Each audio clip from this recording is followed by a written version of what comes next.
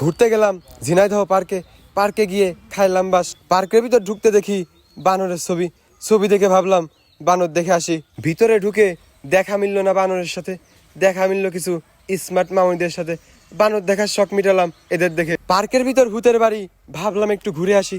ভিতরে ঢুকে খাইলাম ডস। এখানে এসে দেখি আমার টাকা কয়টাই লস। একটু সামনে আগাতে দেখি সব পাখি জোড়ায় ঘুরে, আমি শুধু একা ঘুরি। অপর দিকে তাকাতে দেখি কাকা দিচ্ছে এক অপূর্ব ড্যান্স। কাকার ড্যান্স দেখে আমি নগদে হয়ে গেলাম কাকার ফ্যান্স।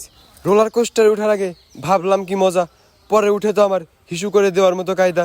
ফুলের বাগান দেখতে 20 টাকার টিকিট কেটে ঢুকলাম ভিতরে। ভিতরে ঢুকে দেখতে পেলাম না ফুল, দেখলাম শুধু কাপলদের অনুকূল। ফুলের বাগান থেকে বের হওয়ার সময় দেখা হলো কিছু স্মার্ট ভাইদের সাথে, এদের দেখে মনে একটু শান্তি মিটলো। অপর দিকে ক্যামেরাম্যানকে দেখে আমি তো নগদে হয়ে গেলাম অবাক।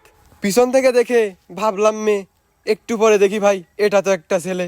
পার্ক থেকে বের হওয়ার সময় দেখলাম একটা অপূর্ব দৃশ্য।